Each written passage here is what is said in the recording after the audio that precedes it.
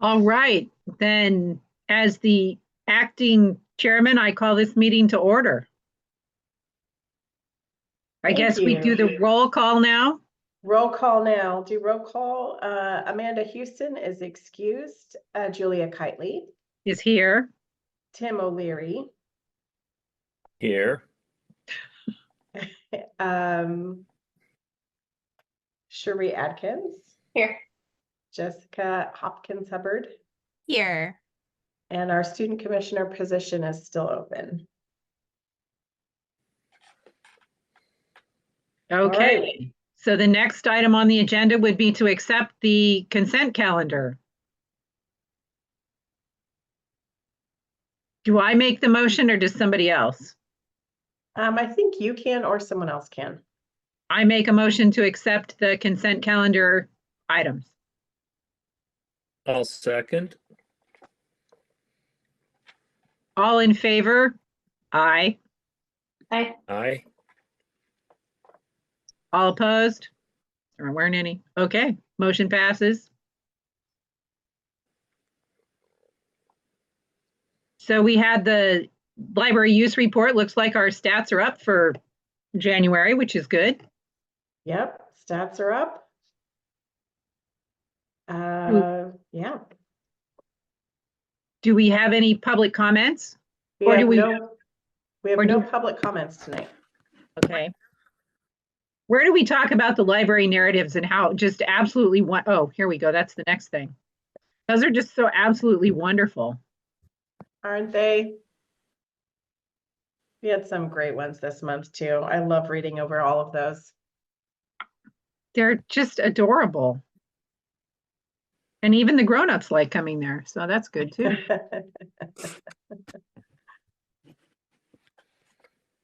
So yes, I had a librarian today tell me that, wow, we hardly ever see you anymore again. So but that's okay. All right.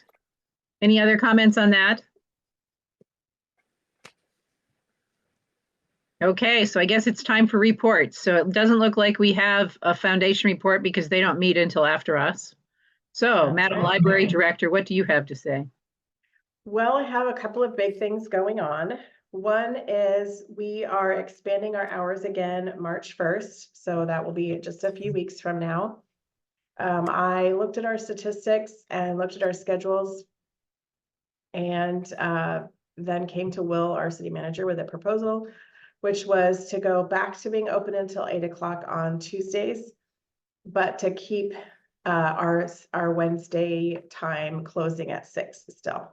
So this gives us a more robust schedule earlier in the day, which is super helpful. We have a lot of programming, as I will show you later on in the presentation. And although we didn't do our interviews last week, so we're having interviews tomorrow for the on-call positions. So that will also be a help too. But looking at what we have going on and looking at the schedule, I felt like we just didn't have a robust enough schedule to be open until 8 o'clock, 3 nights a week. And when I looked at the statistics, because we have a door counter, which I really appreciate, it didn't look like Wednesday or Thursday, either one was the clear winner as far as which day we should be closed. But we do have a lot of programming on Thursday evening. So we decided to be closed Wednesday evening at 6, which still gives some people hopefully enough time to get here after work to pick up their colds as well. So that was our big thing. And then our other big thing, of course, the reason that we're only meeting online tonight is because we have a leak in coming up from the ground in the meeting room. So we've had one person out to do an estimate and give his perspective on what's going on. We have somebody else coming on Monday. We had somebody who did an air quality test yesterday, and we'll know the results for that on Friday. I'm not concerned for the rest of the library. I do think that it is in the meeting room. So, but we'll have those that report tomorrow. So, and then Hey, everything Corey? feels like it's on hold. Yes. Do we know why the meeting room is experiencing the dampness as a part, not the child section? Is that, Well, so the theory is, so first of all, the meeting room is in the oldest part. It's the basement of the Carnegie Library. So it's 113 years old. So about 11 years ago, when we remodeled the children's library and also remodeled the meeting room, we took out a large pillar to give us more flexibility with the space. So the person who came out this last week, his view on that is when you have a lot of cement, if you have a piece that is removed, that will be your spot that is most likely to have gotten some kind of a small crack. And then over time, water is lazy, so it finds the easiest route out. So that's a Okay. theory. So, I mean, it could be something as simple as, putting a pipe in there to get water out to a sump pump and then outside the room, or it could be more complicated. So we're just kind of waiting to see. We did pull statistics, and we have, in the winter, we usually have around 400 people a week that use the meeting room. So it's very well used. So we're hoping to move on that as quickly as possible. And it's also the room off of that is where the library friends have their space as well. And as you know, they are responsible for taking in the donated books. They've been using the library annex for that space, which is across the street from the library. It's a big building that the city owns. So they've been using that. The smell isn't very bad in the library friends area, so we did have the air tested in there as well to see if that's something that they could continue to do. So, and they bring in quite a bit of money for the library, and if they're not able to do that, that really significantly impacts us for the following budget year. So, Okay. we've had most programs we haven't had to reschedule. We did reschedule did cancel our Lego program. That's not a great program to have elsewhere in the library, but we have had book clubs, and story times, our 3 weekly story times, have been elsewhere in the library as well.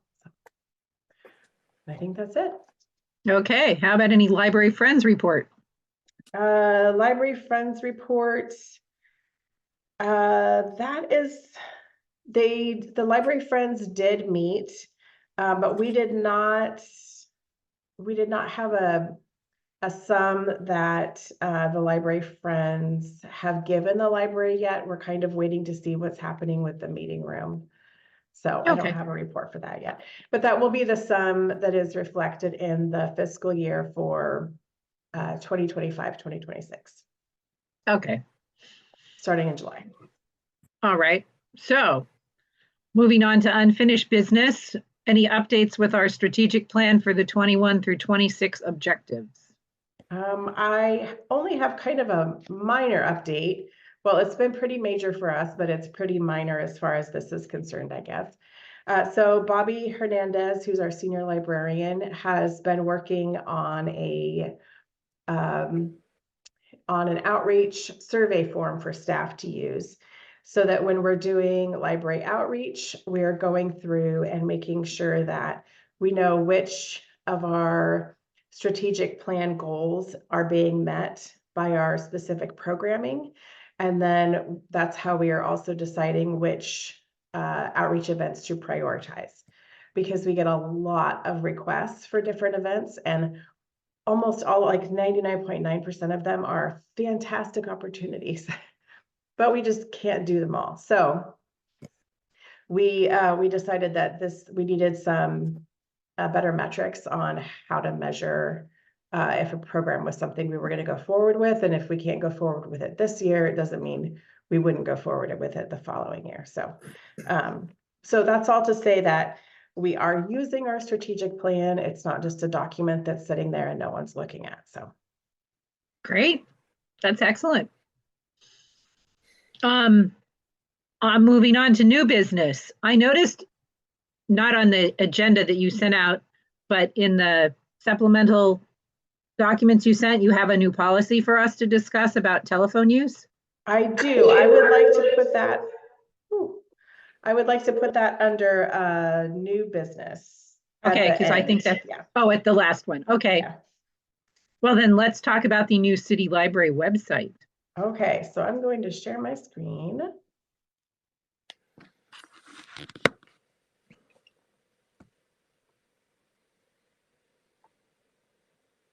And are you seeing the library's new website? Yes. Excellent. Okay. I have two screens, so I'm always kind of a little hesitant when I share my screen. So we have a new library website. It's been up and down a little bit. So there are some bugs that are still being worked out. This is, of course, our city website, of which the library is a part of. Jessica Otto has done an immense amount of work on the library's portion of this. So I really appreciate all of her work that she has. We've tried to make it easy for people to find the catalog and library account. It's front and center here, so you should be able to click on that, go directly to searching for a book. If you want to log into your account, you can still do it up here. We've got our contact us. Again, trying to make everything really easy to find for people as they're engaging with the library. We've got apply for a library card. We have our cultural passes, which are extremely popular and one of the things people are most looking for on our website. And we've got our digital library here as well. So this helps people understand the different opportunities they have using our website, including Libby. So this is just kind of a brief overview of what we've got going on. Apply for a library card. People can, of course, do that online. There we go. Or they can come in as well. This will help people understand what kind of information they need to bring in if they're doing this in person as well. Online gets people a temporary card for 30 days, but it does get them immediate digital access, which is oftentimes what people are looking for there as well. And then they can come into the library and get their full library card. Are there any questions or anything that you might be looking for if you come to our website that you want to hear about? Still experimenting with it. Excellent. Jessica also has featured pages down here that will be changing every month, although some of these will probably leave the same just because they're so used. Library of Things, this is also a great resource if you're looking for a list of what we have available. Is there any way of making it selective as like if you wanted to read it in Spanish? Yes. Oh, I see that. Okay. I'm just hiding it with the screen here. So if Cool. you go yeah, up that's here, nice. look at all of these different languages you could choose. And Cool. then the other piece of it that I really liked, look at that, so exciting. And then the other piece of it that I really liked, actually, we might still be waiting for.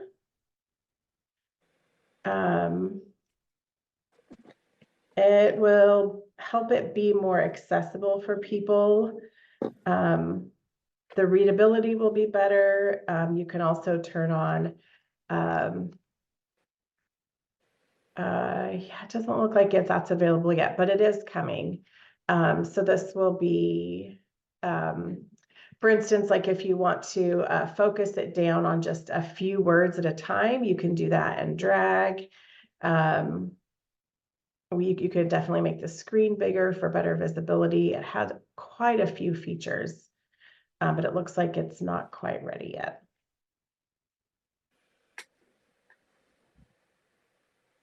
Night and day. It is. So much nicer. It is. Does it change how your staff approaches like what they put on your library website if you do have that ability to have so many languages? I assume that means like fewer what am I trying to say? Like PDF or things that like would be an image with text on them and more like text that's on the website. That's a really good point. I don't think we have a lot of those kinds of things anyway. But we only have one person right now in our library who is trained to add things to the website, and then Jessica will be training several more of us, but there's very specific, if you're adding things to the website, these are the fonts you're using, these are the colors you're using, this is so it keeps everything looking very nice. We don't really have a lot of, well, actually, I should say, other than our policies, we don't have a lot of PDFs that are uploaded to the website, but that is something that we have talked about before, and I had forgotten about, so I'm gonna write that on my list before I forget. Because you're right, if people were reading it in Spanish and then looked up our policies would still be in English. Still a pretty amazing improvement. Oh, yeah. Looks a lot better.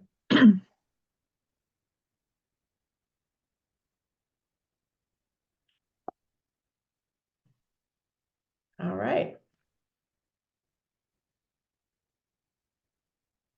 Anything else before we move on? Nope, looks good. We'll just keep playing with it. Yes, and it has been up and down a little bit lately, so I know that that's getting fixed as well. The next thing on here, I'm going to pull up my Canva account so I can do that. I forgot to pull it up ahead of time. So next I have the state library report to share with you.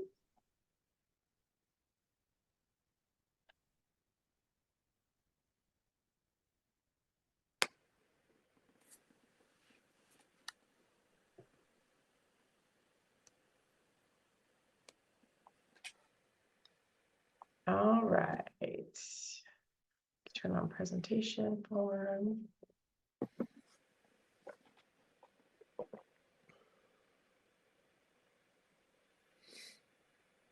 All right, so I kept this pretty brief. And if you have any other additional questions, I'm definitely happy to answer those. And I can also send out the entire, a link for the state library report in its entirety. So you can look through there. It's available online at the state library, but I'll send out the link so you can get right to it. So the first thing I wanted to bring up, let's see if we can move this so you can see everything I've got on my screen here.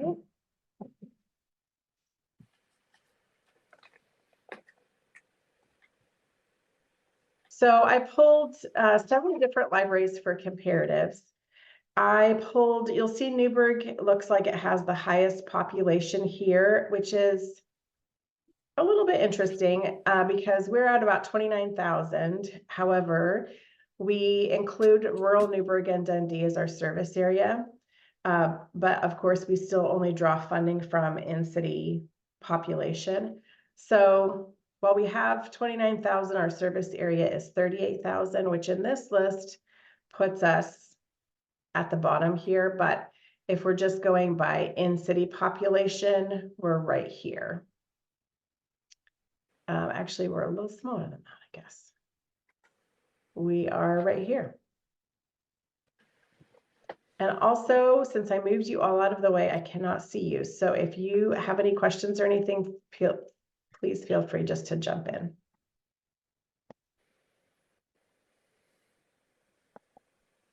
Next, I wanted to show you our total full-time employees, our staff per 1,000 population served. So I like looking at this because it shows you where Newberg is among similarly sized libraries.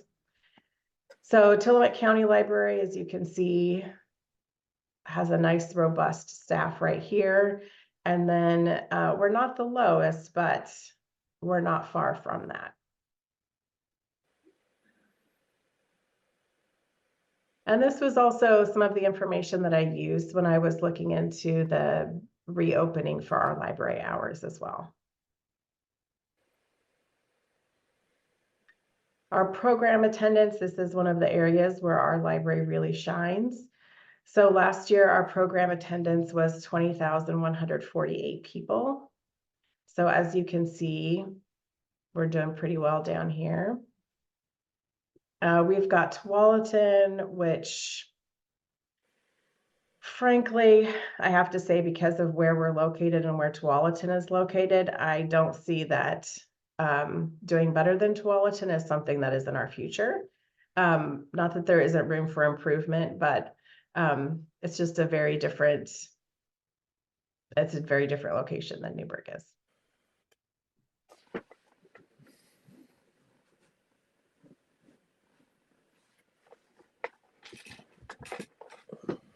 And this is, Wrong direction.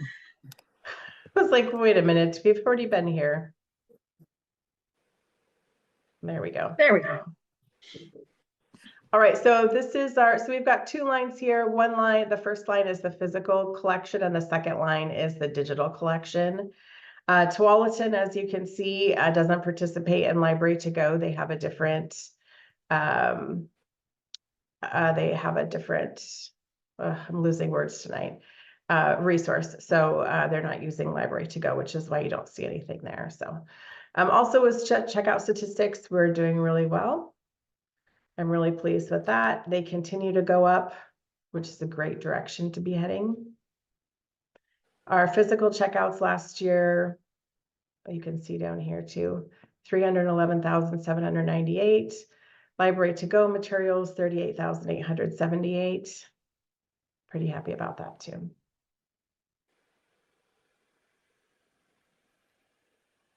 Library visits is a place we can definitely do better. So although our statistics are showing the best that we've ever had, you can also see where we are compared to other libraries that are about our size. So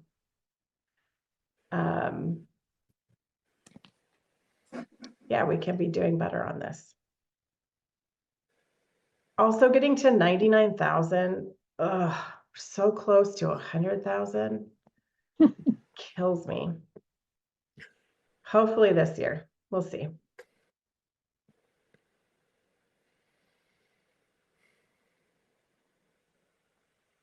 This is our collection expenditure per capita. So you can see Newberg is down here. We are doing a little bit better than McMinnville, not doing as well as some other places as well. I have requested more funds for library materials this year. April is when our budget meetings start, so I won't know until the budget committee passes the budget what my budget will be for the, and actually the next 2 years, because we're doing biennium this time going forward. And that is it. So it looks like Tillamook gets lots of FTE and lots of money for their library. Yeah, it looks really good, doesn't it? Yeah. And in comparison, I look at how well we do and our stats continue to go up, and that we are doing really well given the limited resources that we have. Right. Yeah, I feel like that's the headline from all of this, to just think about how like rich the resources and support are from the library, and then to see like these stats in comparison. I'm like, yeah, y'all do a lot with like very, very strategically with the resources that you have, which is incredible. Yeah, I'm really proud of us. We have really a marvelous staff and they do a lot of good work. They're also extremely talented in programming. They have so many creative ideas. It's more often saying, "Ooh, I'm not sure we have capacity for that right now." It's definitely not a lack of ideas. So, yes, I just said no to something tonight too. which I just have to tell you because I was laughing so hard. Jessica had an idea for our library's birthday, 113 years that's coming up in March. And she had this idea to do library director trading cards.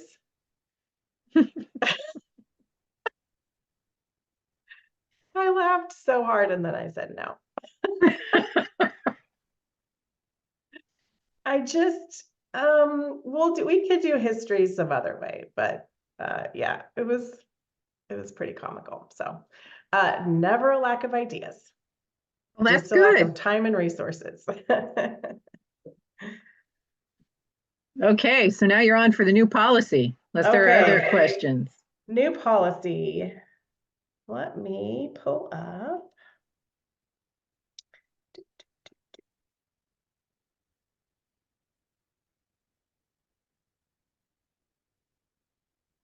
Well,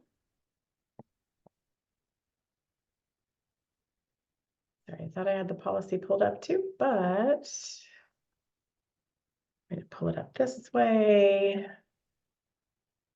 And I'll do share screen again. I'll share my number 2 screen this time.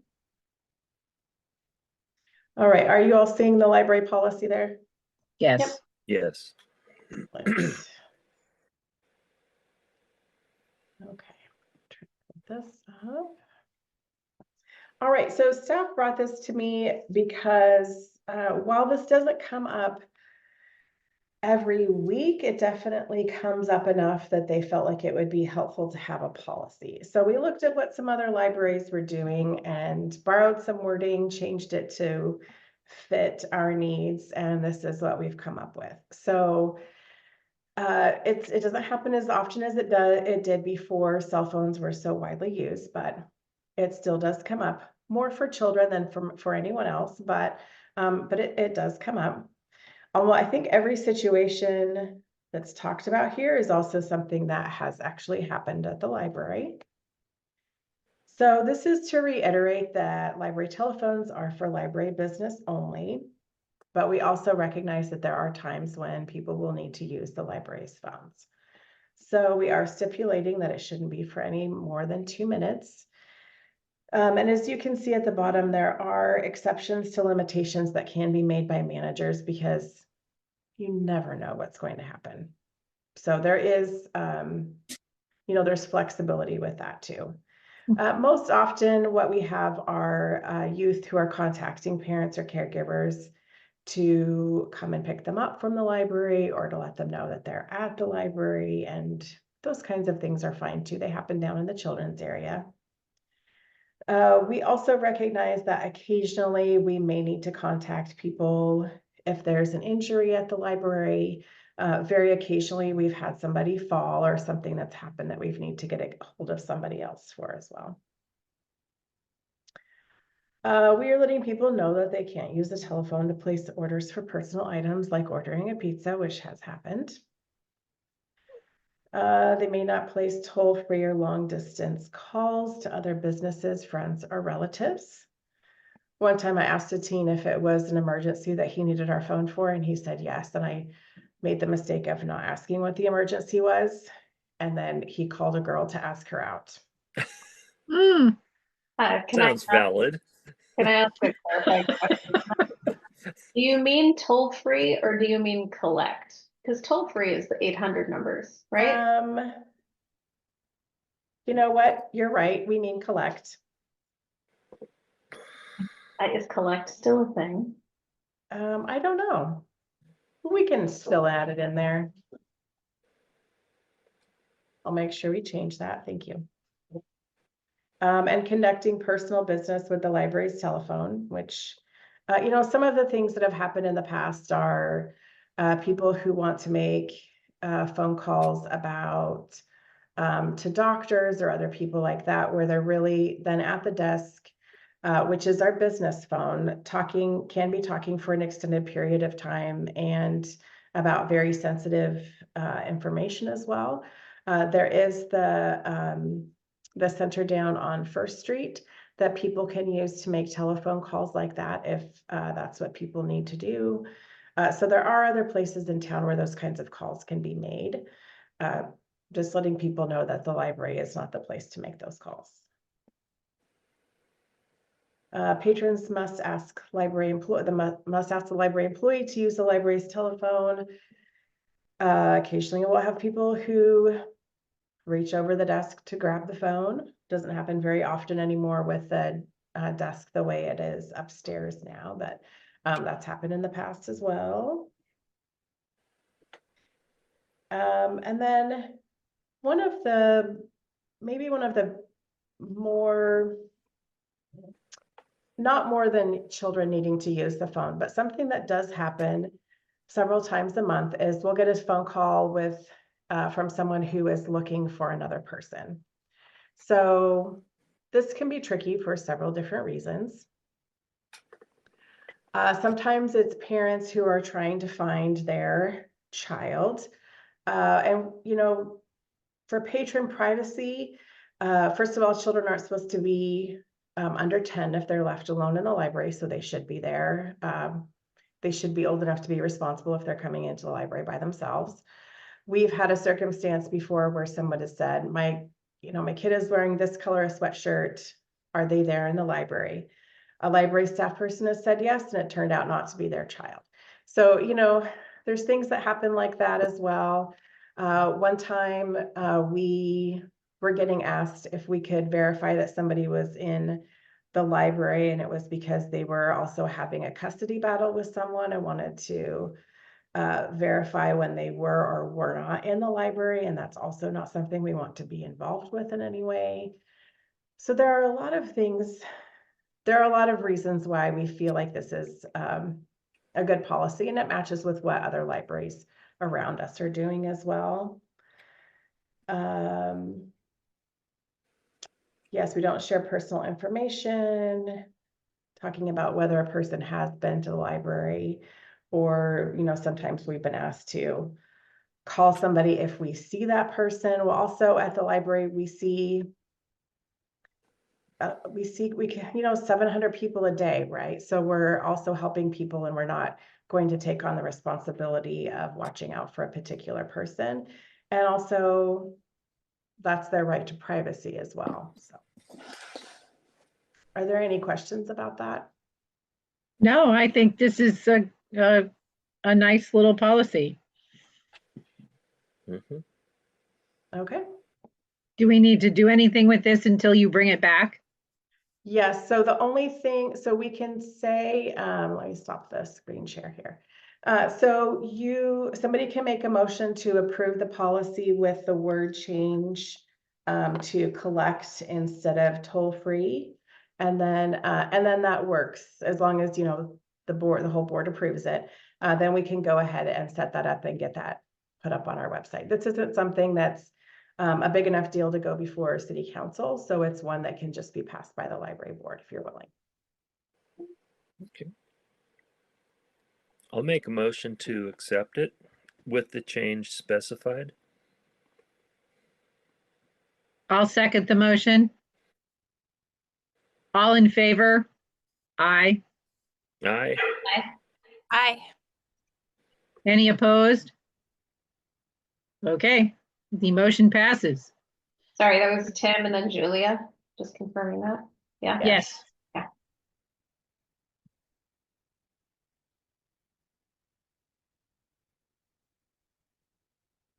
Are we So to can the I ask end? Yes, you Can I ask a question before we end? Absolutely. What are you guys doing at that back door by the nonfiction? Oh, I'm so glad you asked. I forgot to talk about that. I am very, very happy about this. So the north doors, so let me take a step back for a minute. So when the fire alarm goes off and we have to evacuate people from the building, people are not allowed to use the elevator. So the only way out is really through the north doors. There are the Carnegie steps, but they are quite steep as well, and that's not a great entrance to get people out of. So the best entrance to leave for is through the north doors. So since I have started working here, before I started working here, this has been a problem. Because if somebody has mobility issues or is in a wheelchair, there is no way that they can get out those doors by themselves or really even with help from staff, because first of all, there's a lip about this big, and then there's steps down as well. So there's been no ramp over there. So what we've been told for a long time is to help people out the best we can, which is ridiculous, because in a true emergency, the thought of leaving somebody on a step like that is horrible. So excited that Will has been working with our new construction crew, or our new concrete crew, excuse me. And we've been working with one of the city engineers, and they have taken out all of the pavement that's over there. They've taken out some of the retaining wall, which that's not a street where cars turn into that direction. So it's fine to take out that retaining wall. And then what they're working on putting in, of course, first they had to fix the doors because the doors weren't straight. And if you're going to have a smooth transition, they had to fix that. So it's been several weeks of like this, and then this, and then this, of course, as things go. So I didn't look today, so I don't know if they poured the concrete today, but I know that they're getting ready to pour the concrete, and then you'll be able to open the doors, and it will just be a smooth transition. So people with any kind of mobility issues will not have a hard time getting out of the building whatsoever. So this has excellent. been a very long time coming, and I'm very, very happy about this change. And then I asked if they could take out there was a concrete wall on the south side, so outside of the old Carnegie doors. If right after you go down the steps, there was this big concrete wall, or, about as tall as me.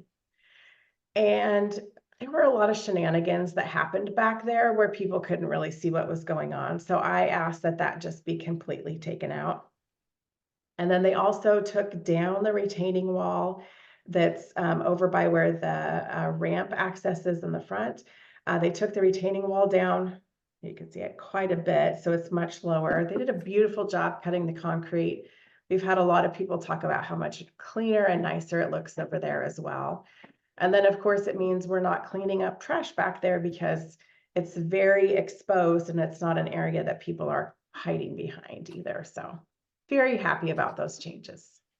Excellent. Is there any other new business or discussion items that anybody would like to bring up?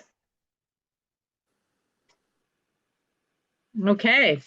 On that, then our next meeting is scheduled for March the 20th at 6 p.m. I suppose we'll be talking about whether or not it's still going to be online or we pick another location. Yes, I will definitely keep you posted as far as what we find out. I'll be sending emails to your library email tomorrow at about 10 o'clock. We should find out what the air quality says. So we'll definitely keep you posted on what's going on with that. And we'll see how quickly we can find a resolution. Okay, with that, we are adjourned. All right. Thank you all very much. Appreciate it. Thank you. Take care. Thank you. Bye-bye. Bye-bye.